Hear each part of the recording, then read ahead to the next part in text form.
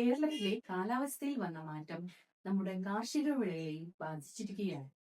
ഓണം പടിവാതിൽക്കൽ എത്താറായപ്പോൾ വില വീണ്ടും വർദ്ധിക്കാനാണ് സാധ്യത. മുൻപെങ്ങും എത്തിയിട്ടില്ലാത്ത വർധനവാണ് ഇത്തവണ എണ്ണയ്ക്കും തേങ്ങയ്ക്കും. എണ്ണവില ഉയർന്നതോടെ മായം കലർന്ന ഉൽപ്പന്നങ്ങൾ അനവധിയാണ്. ആരോഗ്യ പ്രശ്നങ്ങൾ ഉണ്ടാവാനുള്ള സാധ്യത മുൻകൂട്ടി അറിഞ്ഞ് പരിശോധന കർശനമാക്കിയിരുന്നു.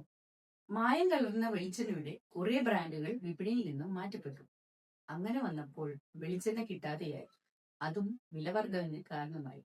തെങ്ങ് കൃഷിയിൽ നിന്നും കർഷകർ പിന്മാറുന്നത് കാണുന്നു.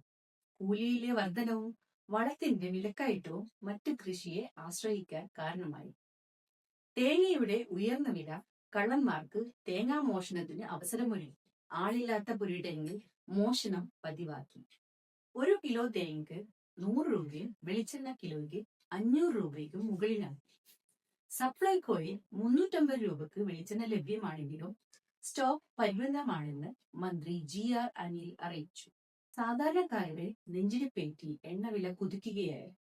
കാറ്ററിംഗ് മേഖല ആശങ്കയിലുമാണ്. എങ്കിലും വില വർധനവിൽ ഇടപെടാമെന്ന് സർക്കാർ വാഗ്ദാനത്തിൽ പ്രതീക്ഷയിലാണ് ജനങ്ങൾ. മുന്തിയ ബ്രാൻഡുകളോട് സാമ്യമുള്ള രീതിയിൽ പെട്ടെന്ന് മനസ്സിലാക്കാനാവാത്ത വ്യാജ വെളിച്ചെണ്ണയും വിപണിയിൽ സജീവമാണ്. പാം കെർണൽ ഓയിലും പെട്രോളിയം ഉൽപ്പന്നമായ പാരഫിൻ ഓയിലും ചേർത്ത് എത്തുന്ന വെളിച്ചെണ്ണ മാരക ആരോഗ്യ പ്രശ്നം ഉയർത്തുന്നതാണ്.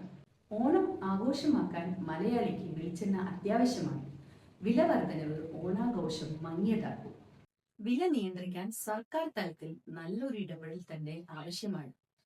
പ്രതീക്ഷയോടെ കാത്തിരിക്കുന്ന വീട്ടമ്മമാർക്ക് ആശ്വാസ തീരുമാനം ഉണ്ടാകുമെന്ന് പ്രതീക്ഷിക്കാം. അടുത്ത എപ്പിസോഡിൽ കാണും വരെ നന്ദി, നമസ്കാരം.